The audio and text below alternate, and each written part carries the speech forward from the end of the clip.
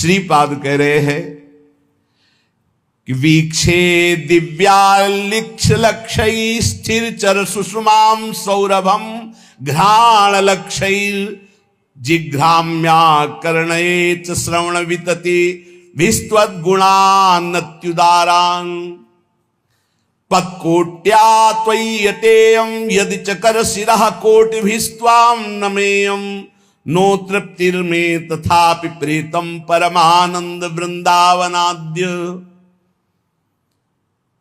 वृंदावन अब आपकी कृपा हो गई है तो ऐसा लगता है आप कृपा करके हमें लाख नेत्र दे दो, लक्ष्य लाख नेत्र तो मैं आपकी शोभा को देख पाऊं।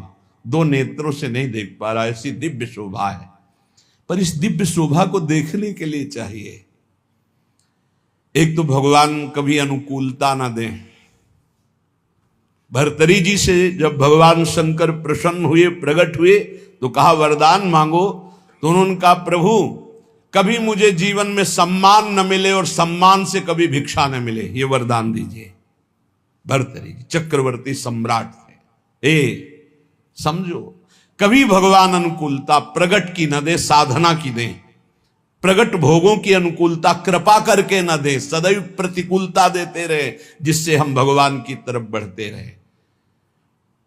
कुछ ऐसे विज्ञ साधक हैं 3 वर्ष हो गए अभी तक कूलर नहीं लगाया गर्मी में। जब हमें पता चला तो आज आदेश किया, उसको तुरंत व्यवस्था। उसने कहा नहीं, हम अपना स्वभाव नहीं बिगाड़ना चाहते, आप आज्ञा करेंगे तो पालन करेंगे, पर हमारा यही आंतरिक भाव कि हम अपना स्वभाव नहीं बिगाड़ना चाहते। कहा धन्यवाद, चलो। जब अपने मार्ग में चले ना तो हमको भगवान ने प्रतिकूलता ही दी। यहीं पड़ोस में हमारे कमरे की बिजली काट दी गई थी। क्यों? ईर्ष्या इतनी प्रबल। तो जानते हो कितना आनंद होता था। थोड़ी देर पसीना से लथपथ, फिर पूरा शरीर शीतल, ना ऊपर छत में जाना, ना कोई यंत्र, और कोई अगर वो एक छोटा सा पंखा ऊपर लगा था आश्रम की व्यवस्था से, तो भगवान की कृपा से जहां से हमारे कमरे का कनेक्शन था बिजली काट दी। पूरी गर्मी, सर्दी, बरसात सीधे प्रकृति का वार सहो। देहातीत स्थिति में जो आनंद है वो इन सुविधाओं में नहीं है। नरक है ये सुविधाएं, नरक। पापी पुरुष भी एसी में बैठा है, पापी पुरुष भी। लेकिन तुम जिस एसी के लिए आए हो, हृदयर्पिते मधुपते स्मरतापमुग्नम निर्वापयत परम शीतलमाश्रयामि, ये एसी चाहिए गोरे चरणारविंद की शीतलता की। हे वृंदावन, मेरे नासक जो ये घ्राणेन्द्री है, ये 2 हैं, इससे मुझे लाभ नहीं मिल रहा। लाख लाख कर दो जिससे मैं प्रिया प्रीतम के श्री अंग की गंध ले पाऊं। हे वृंदावन, मेरे लाखों कान दे दो जिससे मैं तुम्हारी महिमा सुनूं, प्रिया प्रीतम का यश सुनूं। हे वृंदावन, मैं कोटि कोटि चरणों से बार बार तुम्हारी प्रदक्षिणा और तुम्हारे गलियों में भ्रमण करना चाहता हूं। ऐसा कृपा कर दो। ये हमारी भावना, हमारी भावना इतनी सुंदर बन जाए कि प्रभु की चर्चा, प्रभु का रूप, प्रभु के श्रीअंग की चढ़ी हुई तुलसी पुष्प आदि, यही हमारा जीवन बन जाए। भोग वासना नहीं। हम जिन महापुरुषों को देखा है उत्तम अवस्था में पहुंचे हुए, ये सब भेष धारण करके मनमानी आचरण करना, भोगों में रति रखना, ये तो ऐसा समझो कि चक्रवर्ती सम्राट का पोशाक रख के फुटपाथ में 1-1 रुपया मांगना, ऐसा समझो। व्याकुलता होनी चाहिए हमें भगवत तत्व के साक्षात्कार की, वो मुझे नहीं दिखाई दे रही। जैसे एक दृष्टि ललकती है ब्रह्मबोध संपन्न महापुरुष के दर्शन के लिए। ब्रह्म तो सब है, लेकिन ब्रह्मबोध तत्वज्ञ महापुरुष के दर्शन के लिए दृष्टि प्यासी है। भगवत प्रेमी महापुरुषों की उन्माद अवस्था दर्शन की प्यासी है। वही प्राप्त करने के लिए आपको प्रियाजू ने चयन किया है। आप विश्राम मत मानिए। अगर भोगों में विश्राम मानेंगे, रोज समय कट रहा है, अगला समय आने वाला भयंकर रोगों का सूचना मिल जाएगी, परेशान हो जाओगे। कैसा कैसा जीवन में मोड़ आता है। देखो साधक सोचा था क्या, गलित कुष्ठ से कमरे में बंद रहता है, हर समय कैसी सजा है, हर समय बंद रहता है कमरे, बाहर निकलना मुश्किल हो। नहीं, क्या तुम सोने से मढ़ा के आए हो? तुम्हारे ऊपर क्या रोग का आक्रमण नहीं हो? आज स्वस्थ हो तो तुम्हें खान पान अच्छा लग रहा है। भुलावे में माया का कार्य है डाल देना, मत भूलो भाई। ऐसी ऊंचाई में पहुंच जाओ कि तुम्हें दुख कोई छू ना पाए। यहां कोई भी किसी तरह से सुखी नहीं है। इसका नाम दुखालय, मृत्यु लोक है। आप लोग तो समझ जाओ, आप लोग तो उठो इस भाव से। कोई समझाने वाला नहीं, केवल केवल माया का प्रवाह चल रहा है। कितना माया का देखो भ्रम, कितना भोग एकत्रित कर ले, कितना भोग भोग ले, कितना रुपया एकत्रित कर ले, बस इतना ही है, कुछ नहीं। ये नाटक है माया का। स्थूल शरीर का राग, सूक्ष्म शरीर का राग, कारण शरीर का राग त्याग करके अपने स्वरूप में स्थित हो जाए। जीवन मुक्त, मृत्यु के भय से रहे। गंगा किनारे हफ्ता हफ्ता भर भोजन नहीं मिलता था, हफ्ता भर। गांव जाना नहीं, गंगा किनारे ही प्रारब्ध साथ जो मिले, आश्रमों में ठहरना नहीं। वृक्ष या कोई ऐसा मंदिर जो किसी की सेवा में नहीं, 12 से शंकर जी के ऐसे, ओ तब परमात्मा साक्षात्कार, तब कोई दिव्य अनुभूतियां। लगो भाई लगो। अगर इसी जन्म में दिव्यान, हम कल्याण का तो ठेका लेते हैं। एक बार श्री जी की शरण में आ गया, हरिवंश शरण हो गया, राधा नाम जप रहा है, वृंदावन दर्शन का, कल्याण वाली तो सब बातें हो गई। अपने कल्याण के लिए थोड़ी है, अपने कल्याण करने के लिए हैं। भयमुद मंगलकारी, मंगल में नहीं, मंगलकारी, मंगल करने वाले बनने के लिए। ये वेश किसके लिए? मंगल करने के लिए, जगत मंगल के लिए। श्रीपाद कह रहे, करणे संकुह प्रवेश्य किमपि, कह रहे श्रीपाद, करणे संकुह प्रवेश्य किमपि यदि शृणोत्यते तदीयस्य दोषान। बोले यदि प्रियालाल की चर्चा के सिवा प्रपंच की बातें हम कानों में सुने तो कील गड़वा लें अपने कानों में। श्रीपाद कह रहे, अच्छा लगता है 4 लोग बैठकर प्रपंच की बात करते, संसार की बात, हंसी मजाक। नारायण हरि भजन में 5 अनुस्वाद, विषय भोग, निद्रा, हंसी, जगत प्रीति, बहु बात, अच्छा नहीं। पता नहीं कैसे परमार्थ पथ के पथिक बन गए। अंदर जब भूख नहीं है तो फिर भोजन क्या करेगा, चाहे जितना। और आप सच्ची मानो, आप नहीं चाहोगे तो आपका कल्याण किसी की करने की सामर्थ्य नहीं है। सदैव दीपक तले अंधेला पाया गया है, समझ लीजिए। और 2 दीपक जल जाए तो अंधेला खत्म हो जाए, उसका प्रकाश इसके नीचे, इसका प्रकाश उसके नीचे। तो अगर शिष्य अपना दीपक प्रज्वलित नहीं किया, भक्ति कर दीप प्रेम करी बाती, तो गुरु का दीपक जल रहा है और पीछे नीचे जितने अंधेरे हैं वो अंधेरे में ही रहेंगे। इसलिए दीपक की तरह जलो कि किसी भी दीपक के तले अंधेरा न रह जाए। जिससे 4 दीपक जल गए तो एक दूसरे के दीपक से प्रकाश, अंधकार नहीं रहेगा। पर पाया जाता है दीपक तले अंधेला कहा जाता है ना, वो यही अंधेला होता है। देहाभिमान, देह प्रियता, चिकनी एकदम चमड़े तो गुस्सा आती है। इसे रद्दी कागज बनाना था तो इसे सजा रहे हो। माता पिता गुरु में यही अंतर है। जब आप ऐसे चलोगे ना चिकने बन के, तो माता आशीर्वाद देगी, पिता आशीर्वाद, गुरु जलेगा। कहा देहाभिमान में पुष्ट हो रहा। और जब दैन्य भाव, प्रशांत चित्त एकदम, नाम जब दृष्टि गई तो घूर्णित नेत्र, तब गुरु का हृदय आशीर्वाद, जाओ तुम्हारा मंगल हो, आगे बढ़ो, हमसे भी आगे बढ़ो, हमारी स्थिति से भी तुम आगे बढ़ो। हम तुम्हें अपने कांधों में बैठाल कर उठाते हैं, देखो तुम हमारी स्थिति से भी आगे बढ़ो। गुरु कृपा, वृंदावन है वृंदावन, गुरु कृपा प्रसाद। चाहते हैं कि जाते जाते ऐसा 2-4 तो चमक पड़े, पक्का मानो पक्का। ये न सत्संग बंद हो, न भगवत चर्चा बंद हो, न जय जयकार बंद हो श्री जी का। तैयार इसके लिए जलना पड़ेगा, आवे में तपना पड़ेगा। और यहां एसी में बैठने से तपने में, दोनों में अंतर है। नहीं भाई, अभी वो रंग नहीं आया जिस रंग के लिए हम तड़प रहे हैं। वो रंग कुछ है जो हम बार बार कह रहे हैं, इसको पकड़ो। क्योंकि ये स्थायी दुकान नहीं है सामने जो तुम देख रहे हो, कभी भी राधे श्याम इसका। तो हमें लगता है कि जल्दी से जल्दी जो हम देना चाहते हैं वो पकड़ो, उसको पकड़ लो, पर वो हम तभी दे सकते हैं जब आप रहने में रहोगे। बिना रहने के हमारी सामर्थ्य नहीं कि हम आपको दे सके, और रहने में रहोगे तो हमारी सामर्थ्य नहीं कि हम रोक सके, पहुंच जाएगा आपके पास। जैसे नहीं कहते कि यार बढ़िया तो सब है लेकिन मजा नहीं आया, बस वैसे ही हमारा मन कह रहा है कि अभी मजा नहीं आया। मजा तो जिधर दृष्टि जाए उधर भगवदानंद में गुरुणित नेत्र, तपस्या से परिपूर्ण जीवन।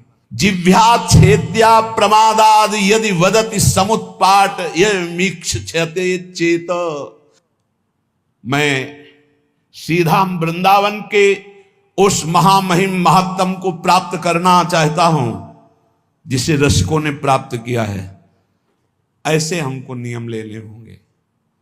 अपनी जबान को मौन, आहार पर बिल्कुल संयम ले आओ, ज्यादा तुम्हें नहीं करना। मान लो हमारी बात, आपकी आध्यात्मिक शक्ति आहार पचाने में ही खत्म हो जाती है, पहले दूसरा आहार तैयार हो गया शाम वाला।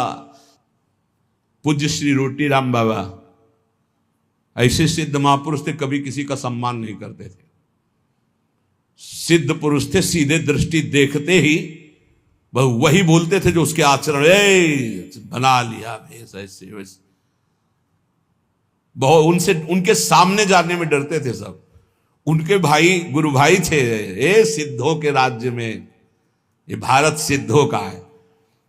रोटी राम बाबा का 9 बजे का समय, कुटिया में गुफा थी उसमें जाते थे रात्रि के। तो 10-15 जने निज जन बैठे हुए थे, कहा ए भाई आज हम जा रहे हैं। अब तो लगा कि रोज कुटिया गुफा में जाते, एक ऊपर झोपड़ी अंदर गुफा, और फिर निकलते थे दिन के 9 बजे, समाधिस्थ रहते थे। बोले जा रहे हैं भाई, तो सबको लगा कि गुफा में जा रहे हैं। एक थे बहुत बड़े, 20-25 लोग राइफल लेके चल, पर उनका स्वभाव यही था, वो सीधे एक्सरा करके बात करते थे जिनसे बात कर। उनकी बेइज्जती हो गई।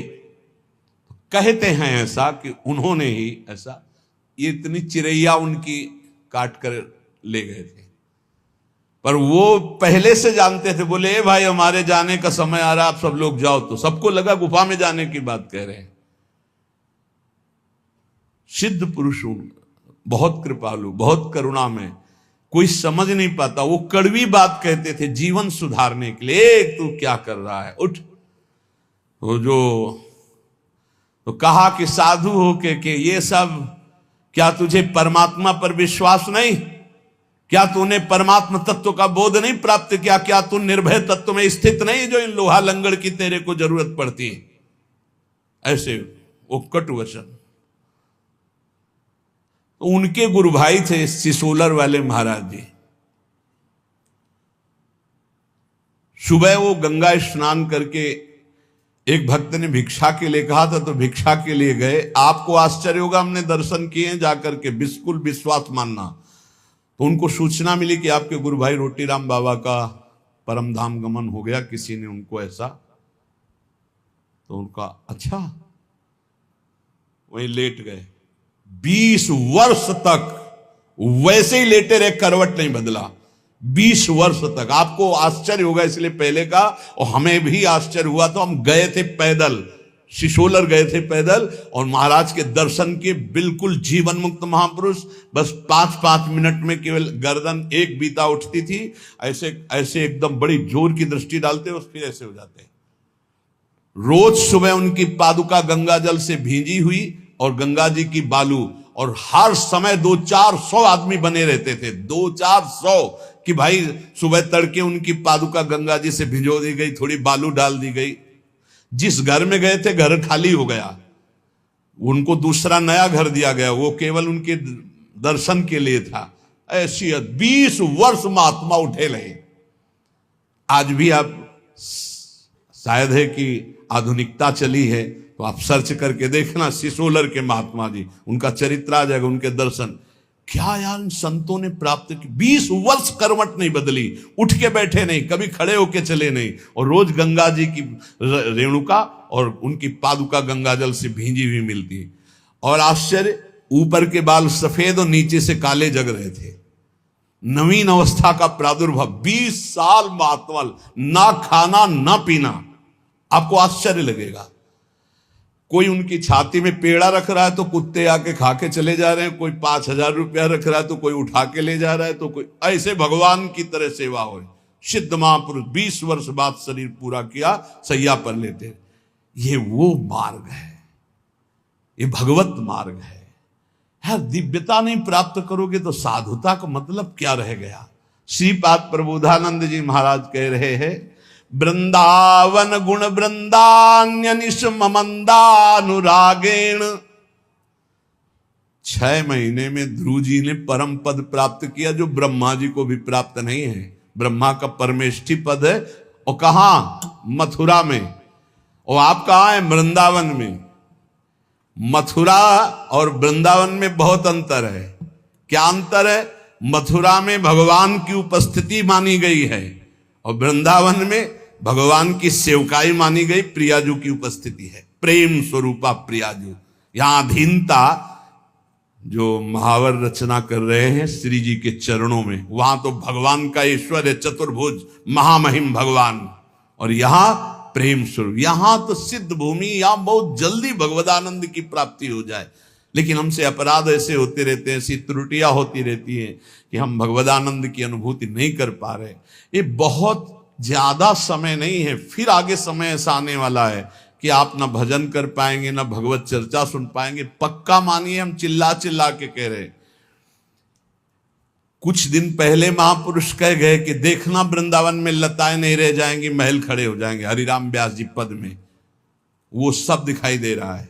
लताएं अंतर ध्यान, मयूर अंतर ध्यान होते चले जा रहे हैं, पशु पक्षी का कोलाहल अंतर ध्यान होता चला जा रहा है, ये बिल्डिंगें बनती चली जा रही। ऐसे ही कह रहे हैं, अभी जो समय भजन का है, भजन करके भगवत प्राप्ति कर लो, आगे समय आने वाला है। नहीं, ये खेल कूद में मत समय नष्ट करो। ये जीवन केवल ड्रामा है, केवल नाटक है। ये कुछ दिन के लिए मिला है, कुछ दिन के लिए। अगर इसमें भगवत प्राप्ति नहीं कर पाए तो किसी योनि में नहीं कर पाओगे, और अभी नहीं कर पाए तो अभी ये तो समझ लो 4,32,000 वर्ष का कलयुग है, अभी 5,000 वर्ष है, आगे कर ही नहीं पाओगे। क्यों? ऐसा खान पान, ऐसा व्यवहार, ऐसी सच्ची कह रहे हैं, सत्य मार्ग किन्हीं किन्हीं के दिमाग में है, नहीं सब गायब होता चला जा रहा है। भगवत तत्व की तरफ से तो बिल्कुल उदासीनता होती चली जा रही। कोई बिरले महापुरुष हैं जो केवल भगवत प्राप्ति के लिए इस मार्ग में चल। बहुत ही माया का प्रभाव बढ़ रहा है, आगे चलकर ऐसा ही हो जाएगा। अभी तो अब आप बताओ, अपना वृंदावन महाप्रेम स्वरूप है, एक से एक भजनानंदी संत अंतर ध्यान होते चले गए, पकड़ में नहीं है। पूज्य चंद्रशेखर बाबा रात दिन भजन में टुकड़ा मांगकर ब्रजवासी खाते, रात दिन गए। 1-1 लाख आदमी गीता जी का उपदेश सुनकर के शांति को प्राप्त होता। पूज्य श्री स्वामी राम सुखदास अंतर ध्यान, जिनकी कलम से देश विदेश में लाखों भगवत प्राप्त हुए और होते रहेंगे। पूज्य भाई जी चले गए। बड़े बड़े जो महापुरुष इस जगत के कल्याण, वो सब अंतर ध्यान होते गए। आज अपने बीच में सत्संग का अभाव समझो। ये चल रहा है तो चल रहा है सत्संग का, सत्संग जो सीधे भगवत प्राप्ति करने, मनोरंजन करना, तालियां बजाना, ये वो इस तरह से संसार का भोगों का संग्रह करना बहानेबाजी से कि आज ये प्रसंग है, इतने ये दान करो, वो दान करो, आज ये कन्या दान करो, आज ये दान करो। लेकिन सीधे मन का भंजन करके स्वरूप बोध प्राप्त करो, इसके लिए जो सत्संग बहुत दुर्लभ बात है। अभी जो आपको मिल रहा है उसका लाभ ले लो। खान पान पर संयम करो, सोना कम करो, बोलना बंद करो, हंसी मजाक बंद करो, नाम जप करो। अगर आपको लगता है कि मनोरंजन के बिना जीवन नहीं चलता, तो इस संसार के हीरो हीरोइनों से तुम मनोरंजन सीखना चाहते हो, प्रिया प्रीतम से मनोरंजन, जहां कोटि कंदर्प दमनीय रूप है, जिनकी मंद मुस्कान के लिए बड़े बड़े ब्रह्म ऋषि तड़पते हैं, उनके साथ हमारा, उनका नाम है जनमन रंजन। वो अपने भक्तों का मनोरंजन करते हैं। प्रिया, हमारे मन का रंजन है प्रिया प्रीतम, हमारे मन का रंजन है कीर्तन, हमारे मन का रंजन है भगवत लीला कथा। हे, तुम संसारी आदमी नहीं हो, तुम भागवतिक पथ के अनुगामी हो, इसलिए चलो। इसलिए हमारी प्रार्थना है, उन्नति प्राप्त करो, अध्यात्म उन्नति प्राप्त करो। कुछ नहीं है ये संग्रह परिग्रह भोगने की वासना का त्याग कर दो। नहीं, ये रोज हमारा चिल्लाना कोई लाभ नहीं दे पाएगा। लाभ तभी होगा जब पहले तुम बदलो। जब हम तुम बदलेंगे तब हम हजारों को बदल सकते हैं, पक्का विश्वास करो। अगर हम तुम तेजो में नहीं होंगे तो हम परास्त हो जाएंगे। ये माया परास्त कर देगी। काम क्रोध लोभ मोह मद मत्सर, एकदम घुन्न शून्य बनो, एकदम पागल जैसे बनो। अपनी चित्त वृत्ति को निरंतर भगवदाकार में रखो। ये जितनी बाह्य सेवाएं, इनका फल है आंतरिक भजन। इनसे तृप्त मत हो। शरीर पवित्र होता है बाह्य सेवा करने से, मन पवित्र होता है भगवत चिंतन से, और स्वयं की अनुभूति होने से सब पवित्र हो जाता है। स्वयं से बढ़कर कोई तीर्थ त्रिभुवन में नहीं है। आत्म तीर्थ से बढ़कर कोई तीर्थ, जिसे आत्मबोध हो गया वो सब परम पवित्र हो जाता है। इसलिए भाई हमारी हाथ जोड़कर सबसे प्रार्थना है, आज का सत्संग इसी पे केवल गया है। आप अपने कल्याण की चिंता तो छोड़ दीजिए। आपको जो ये मानव देह मिला है ये परम हित के लिए मिला है, अध्यात्म की दिव्य अनुभूतियों के लिए मिला है। कल्याण बहुत छोटी चीज है, आप उसको ना गौर की। कल्याण तो हो गया जीवन भर वैश्यागामी रहा, जीवन भर वैश्यागामी रहा। एक बार पुत्र के बहाने बुलाया नारायण तो उसका कल्याण हो गया। तुम जानबूझ के राधा बोलते तुम्हारा कल्याण नहीं हो जाएगा। लेकिन हमें इस पर नहीं टिके रहना। हमें खुद अनुभूतियां चाहिए, दिव्यानुभूति। जैसे ये महापुरुष दिव्य लीला देख रहे हैं, बड़े बड़े रसिक जन दिव्य लीला, तो हम क्यों नहीं देख सकते? हम क्यों नहीं दिव्य लीला में प्रवेश? हम कल्याण को लेकर बैठे रहे, हम दिव्यानुभूति, हम क्यों नहीं काम विजयी हो सकते? हम क्यों नहीं क्रोध विजयी हो सकते? हम क्यों नहीं अहम विजयी हो सकते? हमको ये देखना है। कल्याण तो हो गया है। कल्याण के विषय में तो हम वादा करते हैं, राधा राधा बोलते हो, कल्याण पक्का है। लेकिन इतने से हमें नहीं टिक जाना। हमें दिव्यानुभूतियों में, जिसमें हमारे गुरुजन, जिसमें महापुरुष, वहां तक पहुंचना है। तो हमें साथ दीजिए, आप लोग तैयार होइए। ये शरीर पोषण हमारा लक्ष्य नहीं है। हमारा लक्ष्य स्वरूप में स्थित होना, हमारा लक्ष्य भगवदानंद। बहुत